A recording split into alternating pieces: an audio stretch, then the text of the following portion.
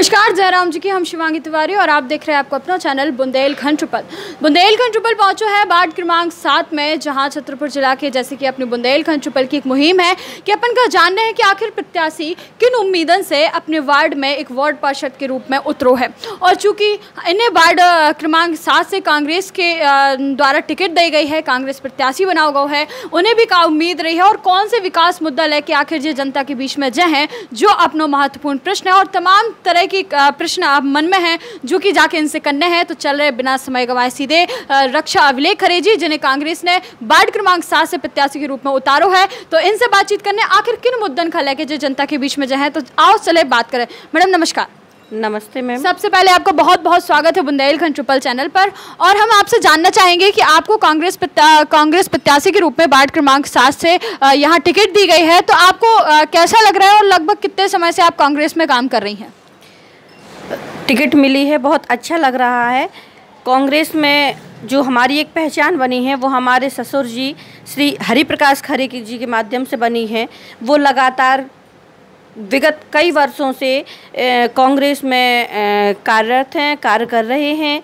कई बार उन्होंने कांग्रेस की तरफ से पार्षद के चुनाव जीते भी हैं और बहुत अच्छे ढंग से काम भी किया है। उन्हीं की जो छवि आज वार्ड में या समाज में या छतरपुर ज़िले में बनी हुई है, उन्हीं के नक्शे कदम पर हम भी आगे चल के और उनके नाम को और अधिक रोशन करना चाहेंगे। अच्छा, तो मतलब आपके ससुर जी की जो छवि बनी हुई है, आपने कहा है कि हम उनको नक्शे कदम पर चलाना चाहते, तो उन्होंने क्या विकास कार्य किया और आपने उनके अलावा जो वो नहीं कर सके अपने वार्ड में, आपको क्या लगता है कि आपको ऐसा करना चाहिए कि वो और आपका नाम बढ़े और आपके ससुर जी का भी नाम बढ़े? जिस समय वो पार्षद थे वार्ड में, तब जब हम अभी लोगों के पास जाते हैं सर्वे करने, लोगों से मिलते जुलते हैं, बैठते हैं, तो उन्होंने बताया है कि वार्ड में किसी भी प्रकार की कोई परेशानी नहीं थी, ना तो लाइट की, ना नालियों की सफाई की, ना रोड की सफाई की, ना रोड टूटी हुई थी और ना ही पानी की कोई समस्या थी। पर्याप्त पानी हर घर में पहुंचता था। तो ये काम तो एक पार्षद के हैं और उसे ईमानदारी से करना भी चाहिए। बाकी जो हमने सोचा है, तो हमने ये सोचा है कि हम अपने वार्ड में जो पढ़े लिखे, हमारा वार्ड जो है वो एक शिक्षित वार्ड है, तो अपने वार्ड में पढ़े लिखे युवा और युवतियों के लिए एक लाइब्रेरी खोलें ताकि जो बच्चे कोचिंग जाने में सक्षम नहीं हैं वो वहाँ बैठ के पढ़ सके, उनको पढ़ाई का माहौल मिले। दूसरा, हम अपने वार्ड में एक कार्यालय भी खोलेंगे जहाँ पर मान लो लोग नगर पालिका जाकर शिकायत करने में असमर्थ हैं या नहीं जा पा रहे हैं, तो उन्हें वार्ड में ही वो सुविधा प्राप्त कराई जाए, जाके वो शिकायत करें उसमें। और रोज़ की समस्याएँ हम देखेंगे वार्ड में, पानी, नालियों की सफाई, जो ये जगह जगह कचड़े के ढेर लगे हैं उसकी भी सफाई अपन बार बार नियमित ढंग से करवाएं। अच्छा, जैसे अभी आपने कहा कि आपके ससुर जी पूर्व में पार्षद थे, उनको किसी प्रकार की कोई समस्या नहीं है वार्ड के लोगों को, और फिर एक तरफ आप कह रही हैं कि यहाँ पे कचड़े के ढेर पड़े हैं, तो इसके पहले कौन आपके पार्षद जो आप चुनाव लड़ रहे हैं, इसके पहले कौन पार्षद था यहाँ पे? बीजेपी। अच्छा, बीजेपी जी, बीजेपी के पार्षद थे।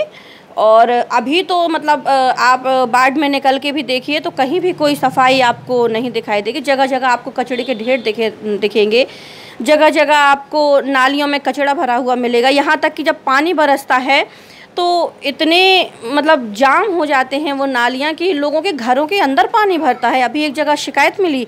तीसरा, हम चाहते हैं कि जो हमारे वार्ड के छोटे छोटे से बच्चे हैं, तो ये जो एरिया है हमारा वो पूरा मार्केट वाला एरिया है, उनको खेलने के लिए कोई जगह नहीं है।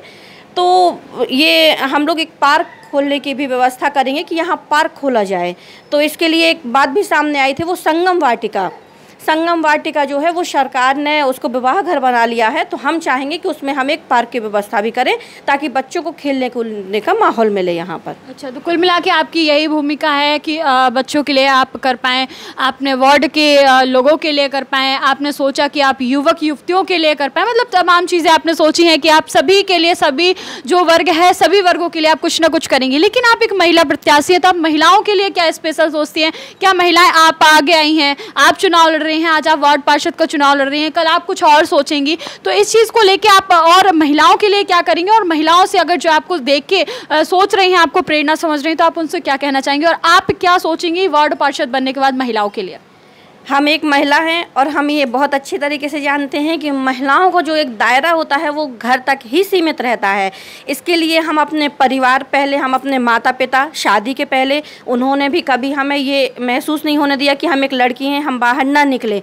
और शादी के बाद जब हम इस घर में आए तो हमारे हस्बैंड और हमारे जेठ, हमारे ससुर साहब, इन्होंने भी कभी हमें कोई रोक टोक नहीं रखी, बाकायदा हमें आगे बढ़ाया है। और जो महिलाएं हमें ये देखकर प्रेरणा ले रही हैं हमसे, हम भी उनके लिए चाहेंगे कि वो आगे बढ़ें। और अगर हम पार्षद बनेंगे और ऐसी महिलाएं जो आगे निकलने में सक्षम नहीं हैं, उनके लिए हम बहुत मतलब सोच समझ के कोई कार्यक्रम लाएंगे, ताकि उनको, जैसे मान लो ये सरकार की योजनाएं चलती हैं, वो बीपीएल कार्ड धारक हैं तो उनको लोन भी निकलता है, ताकि उनको लोन निकलवाएंगे ताकि वो मतलब गृह उद्योग या स्वयं का कोई उद्योग करना चाहें तो वो आगे निकल कर करें। हम उनकी उसमें पूरी सहायता करेंगे। अच्छा, तो मतलब कुल मिला के बात जा है कि इनने जो है अपने वार्ड के लाने, सब जनन के लाने कछु न कछु व्यवस्था करके रखी है। बहुत चीज़ें इनने सोच के रखी हैं। युवक युवतियों के लाने लाइब्रेरी बहुत चाहिए, महिलाओं के लाने स्वरोजगार बहुत चाहिए, वे खुद को कछु न कछु रोज़गार कर पाए, तमाम चीज़ें सोच के रखी हैं। और वार्ड की तो जो नॉर्मल समस्याएँ होती हैं, नाली, कचरा, सड़क, ये चीज़ें तो इनने नॉर्मल करके सोची हैं। तो एक महिला प्रत्याशी होने के नाते इनने तमाम चीज़ें सोची हैं। हम इनके पति जो इनका समर्थन कर रहे हैं, जैसे इनने भी कही है कि उनको हमेशा इन्हें सपोर्ट मिला, तो उनसे भी बातचीत करें और उनसे भी जाने कि आखिर उनने अपनी धर्मपत्नी का कौन उद्देश्य उतारो है, का केवल इतनी तक सीमित रहे या फिर आगे भी बढ़वे को कौन प्रयास करे। तो इन तमाम चीज़ों से उनसे बातचीत करें। हमारे बीच में है अभिलेख खरे जी। सर नमस्कार। नमस्ते। सबसे पहले बहुत बहुत स्वागत है आपका बुंदेलखंड ट्रिपल चैनल पे। हम जानना चाहेंगे कि आप किस उद्देश्य अपनी पत्नी को वार्ड पार्षद के रूप में निकाल रहे हैं और मतलब ज़मीनी स्तर पर राजनीति में उतार रहे हैं। देखिए, हमारा पहला प्रयास ये है कि रक्षा की जो कार्यशैली है वो लोगों के लिए मदद करने वाली छवि है। और जब ये वार्ड सामान्य महिला के तौर पे आया तो हमने उनसे इच्छा भी जानी और हमने वार्ड के लोगों से ही पूछा। तो रक्षा के आचार विचार और व्यवहार से लोगों ने कहा कि उन्हें राजनीति में आप लाइए और हम सब चाहेंगे कि वो सही दिशा में सही तरीके से काम करें और हम सब उनका सहयोग करेंगे। ये हमारी पहली सोच थी जो रक्षा को आगे आने के लिए हमने उनको प्रेरित किया। अच्छा, हम जानना चाहेंगे, चूँकि एक वार्ड पार्षद का एक चुनाव है, तो आप मतलब इस चुनाव में महिलाओं के बीच में जाना और लोगों के बीच में जाना, इन सब चीज़ों से आपको कोई समस्या या दिक्कत नहीं हुई? और जो महिलाएं नहीं निकाल पाते, जैसे आप जैसे लोग सभी नहीं होते हैं और कहते हैं कि नहीं महिलाओं को नहीं, उनको आप क्या कहना चाहेंगे?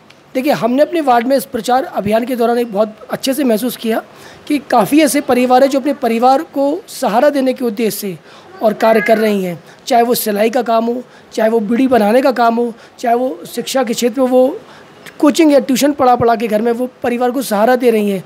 और कुछ महिलाएं तो हमने ऐसी भी देखी हैं जो उद्योग विभाग में कार्य कर रही हैं। तो उनका ये केवल उद्देश्य है कि अगर मान लो वो परिवार में जब 2 लोग कमाएंगे तो उनका परिवार आगे बढ़ सकेगा, क्योंकि महंगाई बहुत ज़्यादा है। तो हमारी कोशिश ये, रक्षा से भी हमारी इस बारे में चर्चा हुई, तो जो बहुत सारे ऐसे बैंक होते हैं जो स्वरोजगार स्वावलंबन के लिए महिलाओं को प्रेरित करते हैं, तो ऐसी महिलाओं को हम उस दिशा में भी आगे ले जाना चाहेंगे जो अपने परिवार के लिए उद्योग लगाना चाहती हैं, उनके स्वरोजगार के लिए वो और काम करना चाहती है। उनसे बैठ के हम चर्चा करेंगे जिससे उनको भी एक अच्छी दिशा मिल सके। तो ये थे हमारे साथ रक्षा अभिलेख खरे जी, जो कि वार्ड क्रमांक 7 से कांग्रेस के प्रत्याशी हैं और पूर्ण रूप से सभी के लिए कुछ ना कुछ सोच के रखा है कि अगर वार्ड पार्षद के रूप में बनते हैं तो कुछ ना कुछ नया करने का विचार। और जैसे कि इन्होंने कहा कि अपने पूर्वज ससुर जी इनके जो वार्ड पार्षद के रूप में थे और उनके नक्शे कदम पर चलने का प्रयास ये कर रही हैं। बहुत अच्छी चीज़ है। और इन्होंने जो तमाम चीज़ों की बातें भी करी हैं कि क्या कैसा इनको करना है, आगे की पूरी रूपरेखा इन्होंने हमारे साथ बताई है। तो ऐसे बहुत से लोग हम आपके बीच में लाते रहेंगे, बस बने रहिए सिर्फ बुंदेलखंड ट्रिपल पे शिवांगी तिवारी के साथ। जयराम जी की जय बुंदेलखंड। वीडियो अगर अच्छी लगी तो चैनल का लाइक, सब्सक्राइब, शेयर करना बिल्कुल ना भूलें। धन्यवाद।